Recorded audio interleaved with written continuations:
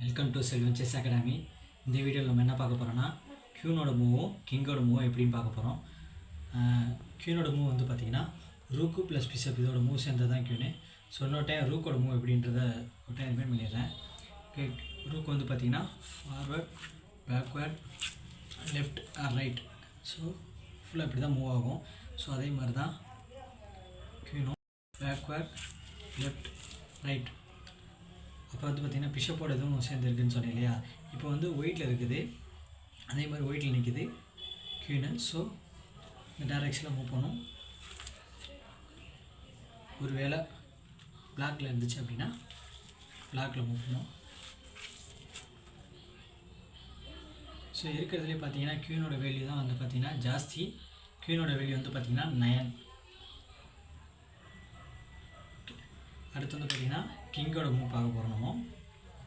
So கிங்கும் அதே மாதிரி தான் ரூக்கு ப்ளஸ் பிஷப் இது ரெண்டோட சேர்ந்த மூவ் தான் அது கிங்குக்கும் இருக்கும்.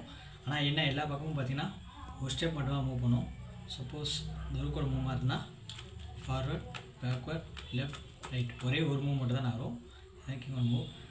ஸோ இப்போ ஒயிட் பிஷப்பில் இருக்குது. ஸோ ஒயிட் பிஷப்பில் இருக்கனால டயகனலாக மூவ் பண்ணாலும் ஒரு ஸ்டெப் மட்டும் தான் மூவ் பண்ணும்.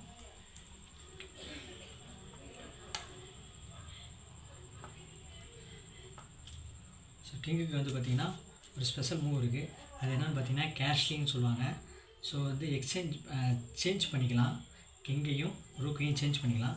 சப்போஸ் இப்படி சேஞ்ச் பண்ணுற மாதிரி இருந்ததுன்னா இப்படி நம்ம சேஞ்ச் பண்ணிக்கலாம். 2 ஸ்டெப் தள்ளி கிங் வச்சுட்டு இந்த பக்கம் ஆப்போசிட்டில் வந்து நியர்பையில் வந்துட்டு ரூக் வைக்கிற மாதிரி இருக்கும்.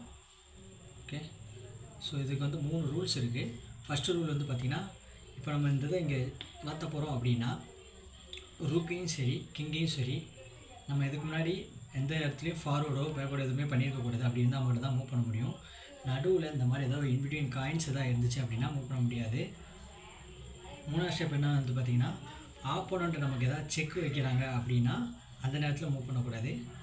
ஸோ இதுதான் வந்து கேஷிங்கோட 3 ரூலு.